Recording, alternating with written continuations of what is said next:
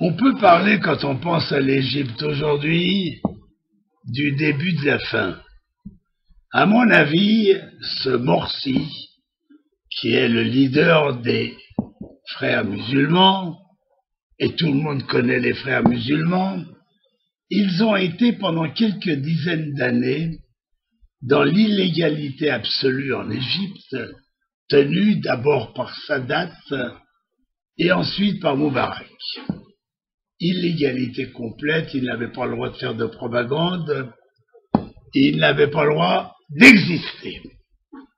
Et puis voilà, subitement, le printemps arabe se réveille et on met au pouvoir un personnage qui est vraiment un frère musulman, qui a envie d'établir par un décret constitutionnel un régime islamique, pourquoi pas dire dangereux, et finalement qui sort des décrets qui lui donnent le pouvoir absolu. Finalement, ce n'est qu'un vilain dictateur. Voilà.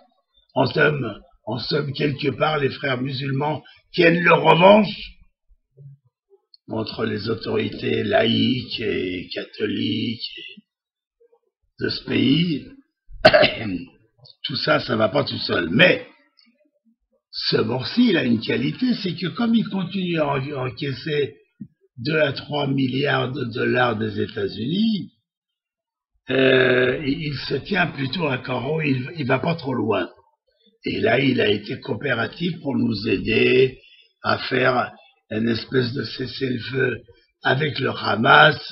Il a eu l'air de jouer, si vous voulez, les personnages bons offices qui aident à la paix.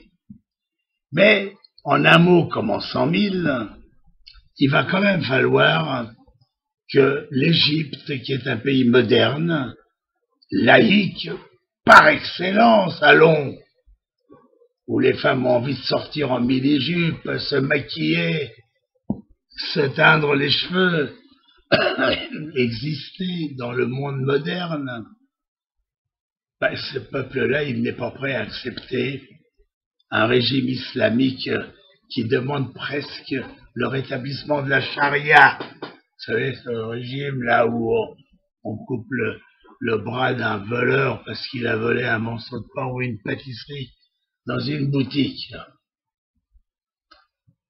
Alors, tout ça, comment ça va se terminer? Parce que c'est quand même nos voisins, nous Israéliens, on est à côté. On vit plutôt pas trop mal avec eux, le contrat de paix est assez respecté, on essaye de pas trop intervenir dans leurs petites affaires. Moi, je pense que Morsi a fini sa carrière parce qu'en réalité, le peuple est dans la rue et l'Égypte hésiterait beaucoup à avoir le même type de réaction que la Syrie et de nettoyer la foule à la mitrailleuse. C'est pas du tout le même style de vie, et c'est pourquoi je pense que Morsi a quitté pour le moment le palais, et il y a de grandes chances pour qu'il ne le réintègre pas, ou en tout cas pas pour longtemps. Alors il y a dans le coin comme ça qui attend aux aguets un Baradei qui n'est pas le meilleur ami d'Israël, allons, loin s'en faut, mais quand même, il y a une opposition qui a des noms, et s'ils n'arrivent pas à les mettre en prison, eh ben ces gens-là prendront le pouvoir. Voilà.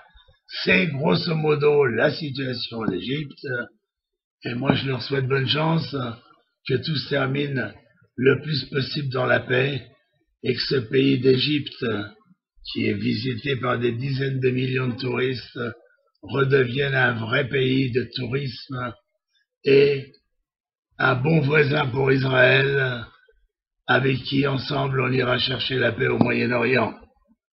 Merci à vous. Dizengoff Center, l'espace commercial le plus vaste et le plus diversifié d'Israël.